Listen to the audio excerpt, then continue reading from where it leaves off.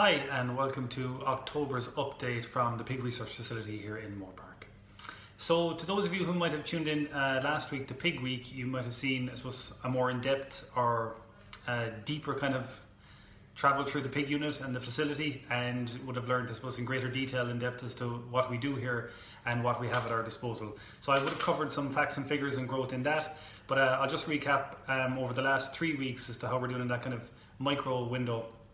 And maybe towards the end of the video I might just recap some of our year-to-date stuff as well. So looking back over the last 3 weeks, our weaning last week was just over 400 piglets from 30 farrowings, so about 13.3 piglets weaned per sow there. Average weaning weight on that batch was 8.1 kilos per piglet, which is pretty consistent with where we are year to date also. In for service this week then, so weaning out 30 sows, and we have served 33 animals. So we've about, I think it's 6 or 7 gilts gone into that particular batch. That typically, going forward now for the rest of the year and into next year, will be our number of replacements per batch will probably be around that 5 to 6 mark. We've got a good amount of gilts into every batch. We have 7 batches here over the last number of months. So I suppose looking then at sows to farrow this week, or coming in this weekend to farrow next week, we had 30 sows served for the batch, and we have 28 sows coming in this Friday to start farrowing next week. So that's a quick recap on our production cycle. Looking at the weaned pigs, everything is still fairly consistent there. Thankfully, year to date, we're still transferring at 11 weeks of age at 35 kilos to the finishing unit.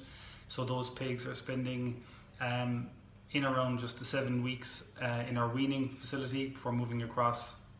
As I said, 4 pigs are weaned at 28 days of age, 4 weeks. And in our finishing stage then, typically spending around another 11 and a half, 12 weeks to finishing weight. Up until the end of August, we had been holding steady at just north of 90 kilos carcass weight. We've had to drop that for the month of September and October, primarily due to, I suppose, volume of pigs in the system and to experimental work happening on the facility. So that would take precedent over kind of our standard commercial growing pigs. So we would have predetermined slaughter times in those trials, and they would have to take precedent. So I suppose the net result of that is over the 2 months we've lost about 5 kilos in carcass weight, and year to date that's probably dropped us down from 90.5 kilos to currently 88 kilos carcass weight. We will probably see a little further drop before year end, but we certainly would expect to probably finish out the year on around the 86.5, 87 kilo carcass. Pig wise, projections are looking at around 5,700 pigs sold this year from the 200 sow herd here. So we'll be up around the 28 and a half pigs per sow. 6 month figures really had us at just shy of 2.5 tons of pig meat per sow per year here.